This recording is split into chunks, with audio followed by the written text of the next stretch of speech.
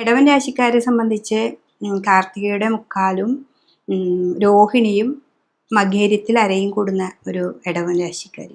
ഇടവൻ കൂറുകാരെ സംബന്ധിച്ച് ശനീശ്വരം വരുന്നത് നമുക്ക് 11ാം ഭാവത്തിലാണ്. 11ാം ഭാവത്തിൽ ശനി ഏറ്റവും നല്ലൊരു ഭാവമാണ്. അപ്പോൾ നമുക്കൊരു ഉപദേശം തരാനായിട്ട് നമുക്കൊരാളുണ്ടായിരിക്കും. നമുക്ക് ആള് എന്ന് പറഞ്ഞാൽ നമ്മുടെ മനസ്സിൽ തന്നെ നമുക്കൊരു നല്ല വഴിയിലേക്ക് പോകാനും നമ്മൾ ചെന്നപ്പെടുന്ന ഭാവങ്ങളൊക്കെ നല്ലൊരു ഭാവത്തിലേക്ക് എത്തിപ്പെടാനൊക്കെ നമുക്ക് നല്ലൊരു സമയമാണ് ഇടവക്കൂറുകാർക്ക്. അപ്പോൾ ശനീശ്വരൻ 11ലാണ് വന്നിക്കുന്നത്. ഇത്ര നാൾ അവർക്കൊരു കർമ്മത്തിലായിരുന്നത്. അപ്പോൾ ആ കർമ്മത്തിലൂടെ ഇപ്പം ഞാൻ പറയുന്ന പോലെ കർമ്മത്തിലുണ്ടാകുന്ന പല പ്രതിസന്ധികളാണ് നമുക്കത് മാറ്റി എങ്ങനെ പോവാം എന്ന് നമ്മൾ തന്നെ സ്വയം ചിന്തിക്കുന്നത്.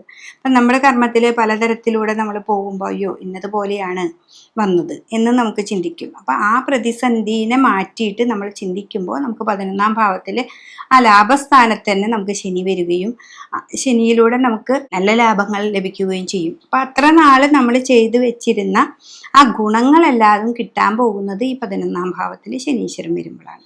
അപ്പം അതുകൊണ്ട് തന്നെ നിങ്ങൾ ശിവന്റെ അമ്പലത്തിലൊക്കെ നന്നായിട്ട് പ്രാർത്ഥിക്കുക, പ്രദോഷത്തിന് പോവുക, രുദ്രാഭിഷേകമൊക്കെ ചെയ്യുക.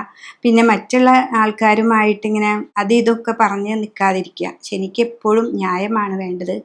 കർമ്മത്തിൽ എപ്പോഴും ശ്രദ്ധിക്കുക. അപ്പം നിങ്ങൾക്ക് ധനമൊക്കെ നല്ല പോലെ വരുന്നതാണ് ഈ ഇടവക്കൂറുകാർ.